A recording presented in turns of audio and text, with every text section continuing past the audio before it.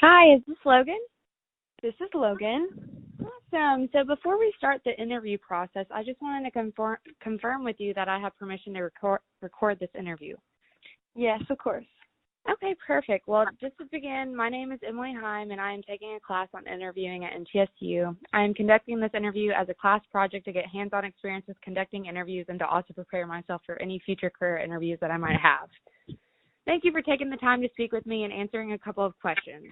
The interview should take anywhere between 15 to 30 minutes. If at any time you feel uncomfortable answering a question, please let me know and we'll move forward to another question. If you choose to withdraw from the interview, you may do so at any time. So if you're ready, let's go ahead and get started. All right. So, what experience have you had in the media field? So I took a couple classes at MTSU throughout the years, broadcasting classes.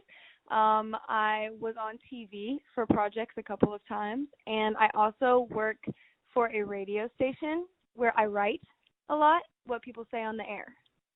Awesome. What impact has working in these different student organizations had on you?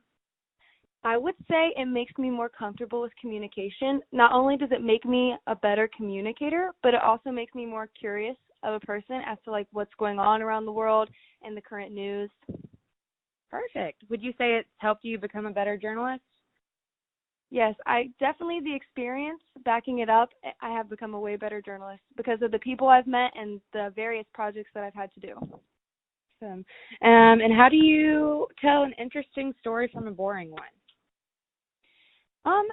I guess it depends on the person.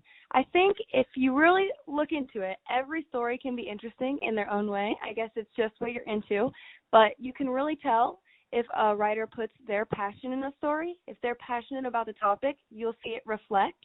But if they're not passionate about it or curious, then it could seem boring from both sides. Okay. So what you're saying is the writer needs to be passionate about the writing to kind of express how they put their writing style. They have to be passionate about it. Okay, cool. What pieces of work are you most proud of? The pieces of work that I am most proud of are the Vox Pops. I did a project for school a couple years ago where I had to go around and ask 50 people what their least favorite and their most favorite state was, and I had to put that all together in a project, and it ended up being kind of like a little survey, but it gave really good perspective about what people on college campuses versus just people, like the general population, are thinking about. Okay, that sounds very interesting. What impact did the piece have on you? It just really made me more curious about our country, and also it made me have more respect for journalists who have to do in-depth radio projects like that all the time. Being a journalist is a huge time commitment on and off the clock. Okay. Logan, what are three of your best qualities of your writing style? What makes you stand out among other journalists? Well, I would say, as I mentioned earlier, the passion behind it. I definitely have the passion and curiosity behind every piece. So besides passion and curiosity, I think that I am more of a creative writer. I find it easy to follow grammar and syntax. I'm not the copy editor type, so I think curiosity reflected in the writing, creativity reflected, and the passion behind it really sets my writing apart. Okay, awesome.